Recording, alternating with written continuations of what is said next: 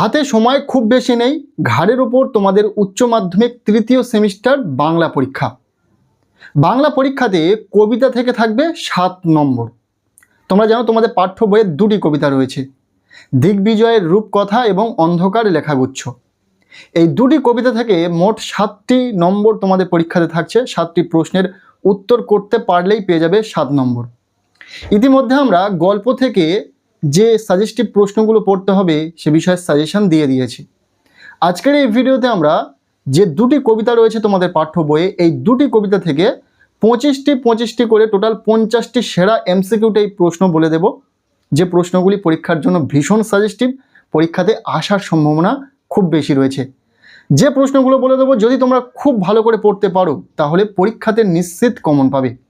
So চলো প্রথম থেকে প্রত্যেকটি প্রশ্ন উত্তর সহ দেখে নেওয়া যাক। প্রথমে আমরা দেখে নেব অন্ধকার লেখাগুচ্ছ, যেটা শ্রীজাতের লেখা। এখান থেকে সেরা 25টি MCQ প্রশ্ন ও উত্তর, যে প্রশ্নগুলি তোমাদের পরীক্ষাতে আসতে চলেছে। প্রথম প্রশ্ন, কবি শ্রীজাতের লেখা প্রথম কাব্যগ্রন্থ কোনটি? উত্তর হবে শেষ চিঠি। এরপর দ্বিতীয় প্রশ্ন, পাঠ্য অন্ধকার লেখাগুচ্ছ কবিতাটি কি জাতীয় কবিতা? উত্তর হবে সনেট। এরপর 3 নম্বর প্রশ্ন, সনেট শব্দটির আক্ষরিক অর্থ কী? উত্তর হবে মৃদু ধ্বনি। নেক্সট 4 নম্বর প্রশ্ন, বাংলা ভাষায় প্রথম সনেট কে রচনা করেন? উত্তর হবে মাইকেল মধুসূদন দত্ত। এরপর 5 নম্বর প্রশ্ন, পাঠ্য কবিতাটি মূল কাব্যগ্রন্থের কত সংখ্যক কবিতা? উত্তর হবে 14 সংখ্যক। এরপর 6 নম্বর প্রশ্ন, পাঠ্য অন্ধকার লেখাগুচ্ছ কবিতাটি কোন ছন্দে রচিত? উত্তর হবে অক্ষরবৃত্ত ছন্দ। 7 নম্বর প্রশ্ন, পাঠ্য কবিতা অনুসারে গান কার ধর্ম ছিল? উত্তর হবে আব্দুল করিম খাঁর। এরপর 8 নম্বর প্রশ্ন, আব্দুল করিম খাঁ কোথায় জন্মেছিলেন? উত্তর হবে উত্তরপ্রদেশে। 9 নম্বর প্রশ্ন, ধর্ম শব্দটির আক্ষরিক অর্থ কী? উত্তর হবে ধারণ করা। 10 নম্বর প্রশ্ন, আইনস্টাইনের ধর্ম ছিল? উত্তর হবে আইনস্টাইনের ধর্ম ছিল দিগন্ত প্রেরণ। এই প্রশ্নগুলোই পরীক্ষাতে তোমাদের আসতে চলেছে। যদি ভেবে থাকো যে এর বাইরে প্রশ্ন আসবে, সেটার সম্ভাবনা খুবই কম। তাই তোমাদেরকে বলবো আগে এই প্রশ্নগুলি পড়ো, দেন তোমরা তোমাদের যে পাঠ্য বই রয়েছে সেটাকে খুব ভালো করে খুঁটিয়ে পড়ো। কারণ পাঠ্য বইয়ের বিকল্প কিছুই হয় না। আমরা যতই ইম্পর্টেন্ট প্রশ্ন বলে দিই না কেন, তোমরা তোমাদের পাঠ্য বইটাকে খুঁটিয়ে পড়ো, সেখান থেকে বেশি উপকৃত হবে।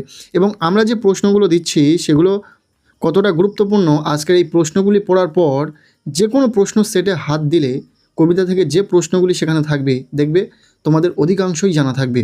আর ইতিমধ্যে আমরা গল্প থেকে যে সাজেশন সেটা আমরা আপলোড করে দিয়েছি চ্যানেলে। সেই ভিডিওতে ইম্পর্টেন্ট যে MCQ টাইপ প্রশ্নগুলি বলে দিয়েছি, যদি সেগুলি তুমি ভালো করে পড়ে নিতে পারো পরীক্ষাতে 100% গল্প থেকে প্রশ্ন কমন থাকবে। এবং আজকের এই ভিডিওতে কবিতা থেকে প্রশ্ন শেয়ার করছি, দেখে নাও ভালো করে প্রতিটা প্রশ্ন উত্তর সহ। এরপর 11 নম্বর প্রশ্ন, দিগন্ত প্রেরণ কথাটি পাঠ্য কবিতায় কি অর্থে ব্যবহৃত? উত্তর হবে নব নব আবিষ্কারের চেষ্টা। এরপর 12 নম্বর প্রশ্ন, ধর্ম ছিল সত্যের বয়ান, কার ধর্ম ছিল সত্যের বয়ান? উত্তর হবে কবীরের। নেক্সট 13 নম্বর প্রশ্ন, কবীরের লেখাগুলি যে নামে পরিচিত তা হলো? উত্তর হবে দোহা। এখানে স্পেলিংটা মিস্টেক রয়েছে। 14 নম্বর প্রশ্ন, শুধু না থামা কখনো, কার ধর্ম ছিল এটা? না থেমে যাওয়া। উত্তর হবে বাতাসের। 15 নম্বর প্রশ্ন, ভ্যান গঘের ধর্ম ছিল উন্মাদনা, ভ্যান গঘ ছিলেন একজন? উত্তর হবে চিত্রশিল্পী। 16 নম্বর প্রশ্ন, ভ্যান গঘ কোন দেশের শিল্পী ছিলেন? উত্তর হবে নেদারল্যান্ড। এরপর 17 নম্বর প্রশ্ন, দ্য স্টারি নাইট কার অসামান্য সৃষ্টি? উত্তর হবে ভিনসেন্ট ভ্যান গঘ এর। এরপর 18 নম্বর প্রশ্ন, লোরকা কোন দেশের কবি? উত্তর হবে স্পেন। 19 নম্বর প্রশ্ন, অন্ধকার লেখাগুচ্ছ কবিতা অনুসারে লেনিনের কি ধর্ম ছিল? উত্তর হবে নতুন পতাকা। এই যে কবিতাটি সম্পূর্ণ অর্থ তোমার যদি জানা থাকে তুমি কবিতাটি পড়তে ভালোবাসবে এবং এখান থেকে যাই প্রশ্ন আসুক না কেন সেটা তোমার জানা থাকবে। কবিতাটা আগে শুধু পড়লে হবে না, তার মানেটা বুঝতে হবে। তার অর্থটা যদি তোমার না জানা থাকে পড়ার সময় তোমার কোনো আগ্রহই থাকবে না। এরপর 20 নম্বর প্রশ্ন, অন্ধকার লেখাগুচ্ছ কবিতা অনুসারে আগুনের ধর্ম কী? উত্তর হবে ভস্যের চরিত রচনা। 21 নম্বর প্রশ্ন, অনেক ধর্ম একত্রিত হয়ে কোথায় থাকে? উত্তর হবে একই গ্রহে। পরবর্তী প্রশ্ন, কবি শ্রীজাত ধর্মের দখলদারিকে কি বলেছেন? উত্তর হবে প্রতিষ্ঠান অনুগত্য। 23 নম্বর প্রশ্ন, যা আমাদের দখলের কথা শেখায় তা আসলে কি নয়? উত্তর হবে ধর্ম নয়। 24 নম্বর প্রশ্ন, পাঠ্য অন্ধকার লেখাগুচ্ছ কবিতার ধর্ম শব্দটি কতবার ব্যবহৃত হয়েছে? উত্তর হবে 11 বার। এরপর এই কবিতা থেকে শেষ প্রশ্ন, অন্ধকার লেখাগুচ্ছ কবিতা অনুসারে প্রাতিষ্ঠানিক ধর্মের পথে যে পরিদৃশ্যমান তা হলো? উত্তর হবে অপব্যয়। দেখো মোট 25টি প্রশ্ন বলে দিলাম অন্ধকার লেখাগুচ্ছ কবিতা থেকে। এই 25টি প্রশ্নই ভীষণ ইম্পর্টেন্ট, এখান থেকেই পরীক্ষাতে প্রশ্ন আসার সম্ভাবনা খুব বেশি রয়েছে, কাজেই প্রতিটা প্রশ্ন খুব ভালো করে পড়ে নাও। এরপর আমরা দেখে নেব পরবর্তী যে কবিতাটি রয়েছে, দ্বিতীয় কবিতা দিগ্বিজয়ের রূপকথা নবনীতা দেবসেনের। এখান থেকে সেরা আমরা 25টি এমসিকিউ প্রশ্ন উত্তর বলে দেব। এই যে প্রশ্নগুলো বলে দেব দিগ্বিজয়ের রূপকথা কবিতা থেকে, এগুলি গুরুত্বপূর্ণ, এর বাইরে থেকে আসার সম্ভাবনা খুব বেশি নেই।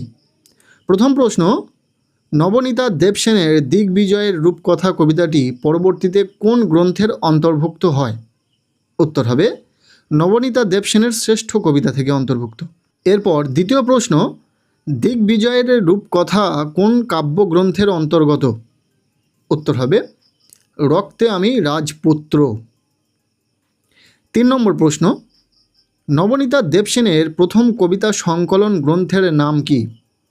উত্তর হবে প্রথম প্রত্যয়।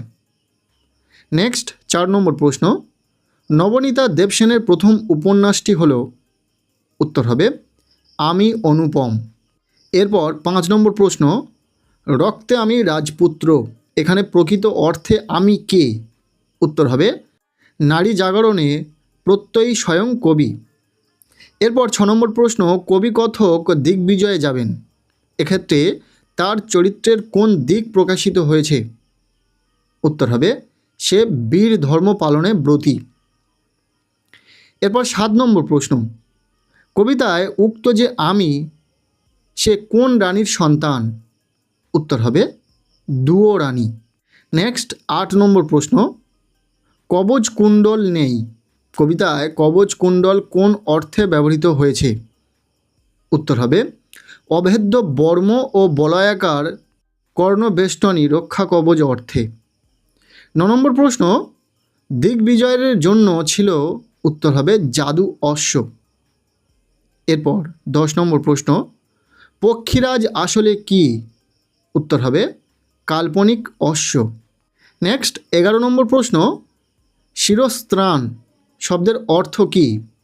উত্তর হবে মস্তক বর্ম। এরপর 12 নম্বর প্রশ্ন, আকাশে পুষ্পক আর সপ্ত ডিঙা সাজে সিন্ধু জলে, পুষ্পক কি? উত্তর হবে রথ। যারা একটু ভালো করে পড়াশোনা করেছো বা করছো এবং টেস্ট পেপার ঘাঁটছো, বিভিন্ন প্রশ্নপত্র সেট দেখছো, সেখানে নিশ্চিত তোমরা লক্ষ্য করতে পেরেছো যে এই প্রশ্নগুলোই বারবার রিপিট হয়েছে এবং এই প্রশ্নগুলোই কতটা গুরুত্বপূর্ণ সেটা থেকে তোমরা বুঝতেই পেরেছো। আমরা সাজেস্টিভ ইম্পর্টেন্ট প্রশ্নগুলোই শেয়ার করছি। এখানে যে প্রশ্নগুলো রয়েছে যা তা প্রশ্ন নয়, এই প্রশ্নগুলো তোমাদের পরীক্ষাতেই আসার সম্ভাবনা রয়েছে। কাজেই তোমরা যদি ভালো রেজাল্ট করতে চাও, এইভাবে গল্প, কবিতা, প্রবন্ধ, ভারতীয় গল্প, আন্তর্জাতিক কবিতা, ভাষা প্রভৃতি থেকে যে ইম্পর্টেন্ট প্রশ্নগুলো রয়েছে, যেগুলো পড়া থাকলে তোমরা পরীক্ষাতে কমন পাবে, সেই নিয়ে আমরা ভিডিও পরপর দেব এবং তোমরা প্রতিটা ভিডিও ফলো করো এবং যে প্রশ্নগুলি বলে দেওয়া হবে ভিডিওতে প্রতিটা প্রশ্ন পড়ে নেবে। আমরা গল্প থেকে সাজেশন দিয়ে দিয়েছি, যারা দেখোনি অবশ্যই দেখে নেবে। ভিডিওর লিঙ্ক আমি এই ভিডিওর ডেসক্রিপশান দিয়ে দেবো। পরবর্তীতে আমরা প্রবন্ধ থেকে দেব, তারপর ভাষা থেকে দেব। আর যেমনটা তোমরা জেনে থাকবে শুধু বাংলা নয়, প্রতিটা বিষয়ের সাজেশন দেব। আর্টস গ্রুপের যত সাবজেক্ট রয়েছে প্রতিটা সাবজেক্টের সাজেশন তোমরা পেতে থাকবে, পরপর ভিডিও আসবে। তাই যারা চ্যানেলে নতুন এখনই চ্যানেলটিকে সাবস্ক্রাইব করে রাখো। এরপর 13 নম্বর প্রশ্ন, নিশ্চিত পৌঁছবো, কে পৌঁছাবে? উত্তর হবে কবি কথক। 14 নম্বর প্রশ্ন, নিশ্চিত পৌঁছবো, কোথায় পৌঁছানোর কথা বলা হয়েছে? উত্তর হবে খজ্জুরের দ্বীপে। ইম্পর্টেন্ট প্রশ্ন। এরপর 15 নম্বর প্রশ্ন, কবি কথক কিভাবে খজ্জুরের দ্বীপে পৌঁছাবেন? উত্তর হবে বিশ্বাস আর ভালোবাসার জোরে। নেক্সট প্রশ্ন, কবিতায় উক্ত জাদু অশ্ব এর নাম রাখা হয়েছে কি? উত্তর হবে বিশ্বাস। এরপর 17 নম্বর প্রশ্ন, এই হৃদয়ের খাপে ভরা, হৃদয়ের খাপে কি ভরা আছে? উত্তর হবে মন্ত্রপুত অসি। সরি, এখানে স্পেলিংটা মিস্টেক রয়েছে। এরপর 18 নম্বর প্রশ্ন, পুত শব্দের অর্থ কি? উত্তর হবে পবিত্র। 19 নম্বর প্রশ্ন, শানিতে ইস্পাত খণ্ড, শানিত শব্দের অর্থ? উত্তর হবে অতি ধারালো বা তীক্ষ্ণ। এরপর 20 নম্বর প্রশ্ন, দিগ্বিজয়ে যেতে হবে, ড্যাশ দিলেন সাজিয়ে, কে সাজিয়ে দিয়েছেন? উত্তর হবে দুয়োরানী। নেক্সট 21 নম্বর প্রশ্ন, আকাশে ড্যাশ আর ড্যাশ সাজে সিন্ধু জলে? উত্তর হবে আকাশে পুষ্পক আর সপ্তডিঙা সাজে সিন্ধু জলে। নেক্সট 22 নম্বর প্রশ্ন, তেপান্তরে ড্যাশ, উত্তর হবে পক্ষীরাজ। 23 নম্বর প্রশ্ন, নিশ্চিত পৌঁছাবো ড্যাশ ড্যাশ দ্বীপে, উত্তর হবে নিশ্চিত পৌঁছাবো তৃষ্ণাহর খজ্জুরের দ্বীপে। এরপর 24 নম্বর প্রশ্ন, জাদু অশ্বটি উটের রূপ ধারণ করে যেখানে বিচরণ করত সেই স্থানটি কবিতায় যে নামে প্রযুক্ত হয়েছে তা হলো? উত্তর হবে মরুপথ। 25 নম্বর প্রশ্ন অর্থাৎ শেষ প্রশ্ন, কবচ কুণ্ডল নেই কারণ? উত্তর হবে জননী দুয়োরানীর কথককে কবচ কুণ্ডল দেওয়ার সামর্থ্য নেই।